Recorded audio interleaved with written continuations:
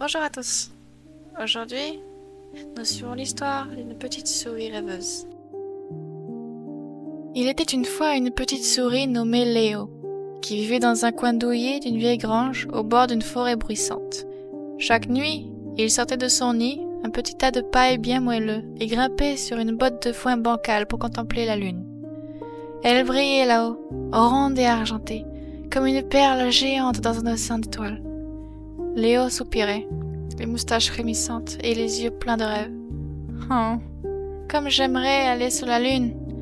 Elle doit être douce, silencieuse, et peut-être même faite de fromage fondant. Mais pour une souris, atteindre la lune semblait impossible. Pas d'échelle assez haute, pas de fusée assez petite, pas même une plume magique pour s'envoler. Alors, il rêvait, nuit après nuit, en imaginant des histoires fantastiques. Un soir, lassé de rêver tout seul, Léo décida de chercher des réponses. Il enfila son minuscule manteau de feuilles séchées, un cadeau d'une coccinelle reconnaissante, et trottina hors de la grange, bien décidé à interroger les animaux de la forêt.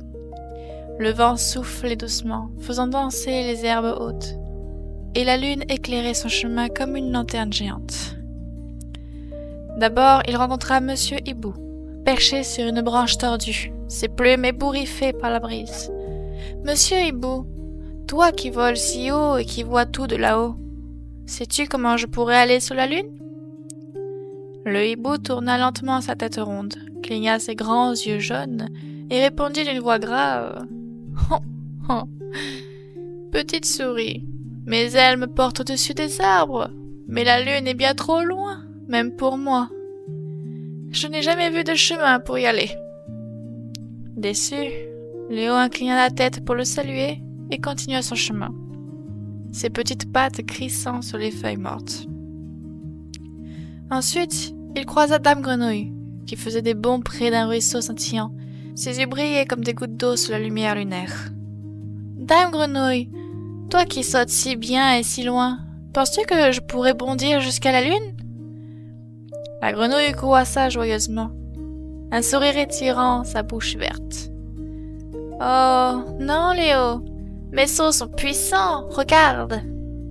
Elle fit un bond impressionnant, atterrissant sur une pierre plate. « Mais la lune est à des milliers de bonds d'ici. Je ne sais pas comment t'aider, mon petit ami. » Léo lui fit un signe de la patte et poursuivit, un peu plus triste.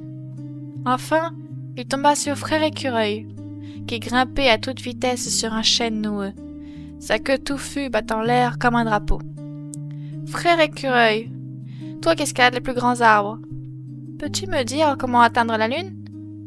L'écureuil s'arrêta, une noisette coincée entre ses pattes, et répondit en riant « La lune est bien plus haute que le plus grand des chênes, Léo. Même si je grimpais toute la journée, je n'atteindrai jamais. Désolé, je n'ai pas de solution. » Découragé, Léo s'assit sous un buisson épineux, les oreilles basses, et fixa la lune avec un petit pincement au cœur. C'est alors qu'une autre souris apparut, comme sortie d'un rayon de lune. Elle s'appelait Mila, et ses yeux brillaient encore plus fort que ceux de Léo devant la lune éclatante. Elle portait une minuscule écharpe faite d'un pétale de fleurs, et ses pas étaient légers comme une plume. « Elle est magnifique, n'est-ce pas ? Moi aussi, j'aimerais y aller un jour, » murmura-t-elle en s'asseyant à côté de Léo. Touché par ces mots, Léo lui raconta ses aventures dans la forêt, ses questions aux animaux et ses rêves qui semblaient impossibles. Soudain, Mila bondit sur ses pattes, un éclat malicieux dans le regard. « Suis-moi, j'ai quelque chose à te montrer, un secret rien qu'à moi. » Intrigué, Léo se leva d'un coup et trottina derrière elle. Leur voyage fut une petite aventure. Elles traversèrent un champ de trèfle doux comme un tapis, sautèrent par-dessus une flaque qui reflétait la lune comme un miroir, et se faufilèrent entre des brins d'herbe géants qui chatouillaient leurs moustaches.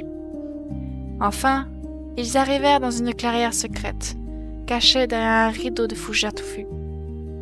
Là, au milieu trônait une énorme lune de fromage, sculptée avec soin par Mila elle-même.